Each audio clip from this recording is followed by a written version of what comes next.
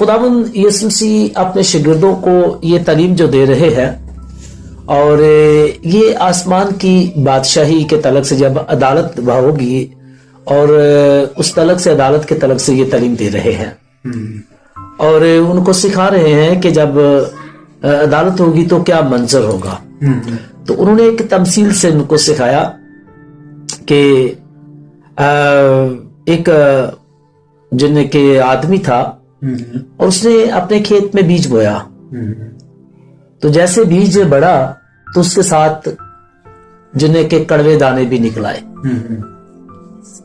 और जैसे वो उगे तो थोड़े ऊपर उगे ना बाकी अच्छे दानों के साथ साथ पौधों के साथ। तो नौकरों ने जब देखा खेत में कि ये क्या है, ये तो कुछ अलग से और किसी किस्म के जो पौधे हैं, तो जाकर अपने मालिक से कहने लगे कि मालिक, क्या खेत में अच्छा बीज नहीं बोया था? मालिक ने कहा अच्छा बीज बोया था। तो उन्होंने कहा फिर ये कड़वे दाने कहां से निकल आए? तो मालिक ने कहा कि ये जरूर किसी दुश्मन की साजिश है, और क्योंकि मैंने तो अच्छा बीज बोया था, ये किसी और ने बीच में बीज फेंका है।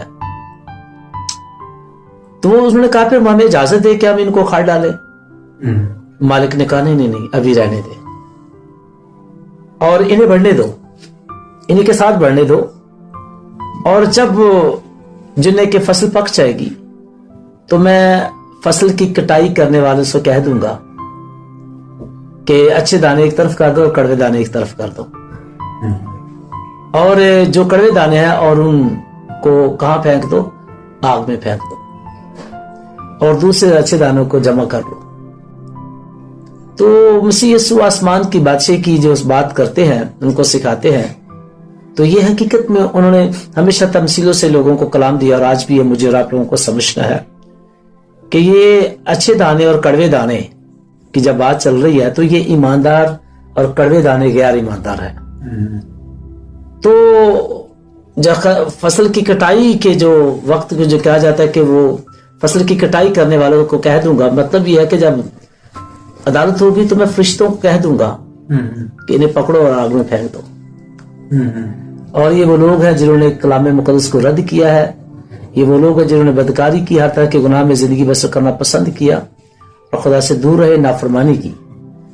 तो लास्ट टाइम जब यानी कि आने वाले वक्त में जब ये वक्त आएगा, अदालत का टाइम होगा, तो उनके साथ ये हाल किया जाएगा कि उनको आग और गंदक की झील में डाल दिया जाएगा। लेकिन ईमानदार अपनी जगह पर मुतमईन होंगे, इत्मीनान में रहेंगे।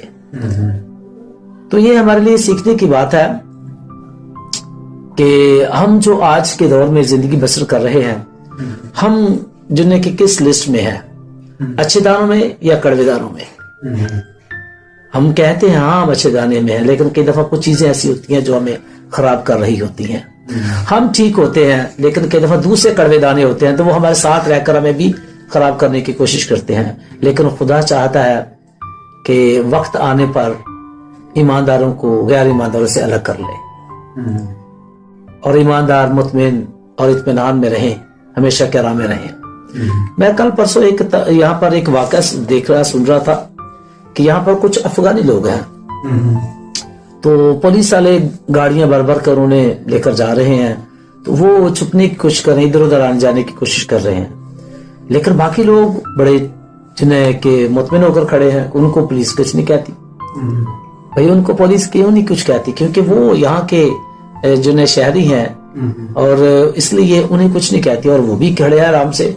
लेकिन जो नहीं, वो छुपने की कोशिश कर रहे हैं। अदालत के रोज भी ऐसा ही होगा कि जो ऐसे लोग जो उस आसमान की बादशाह की शहरी नहीं, जिन्होंने वहां की टिकट नहीं ली, वहां का जिन्हें वीजा नहीं लिया मसीह यीशु पर ईमान लाकर, तो वो लोग छुपने की कोशिश करेंगे, तो और वो छुपने ना देगा, वो छुप नहीं सकेंगे और उनको पकड़ा जाएगा। यहाँ पर तो कुछ छुप सकते हैं, लेकिन वहां पर खुदा की हजूरी से कोई नहीं छुप सकता, खुदा के हाथ से कोई बच नहीं सकता। इसलिए आज हमें जरूरत है, बड़े दुख के साथ भी, कि ऐसे लोगों की दुआ करने की जरूरत है जो कड़वे दाने हैं, ताकि वो बाज आए और वो अपना आप खुदावंद को दे, ताकि अच्छे दानों में वो गिने जाए, ईमानदार की लिस्ट में आ जाएं, ताकि वो खुदावंद के बेटे और बेटियां बन जाए।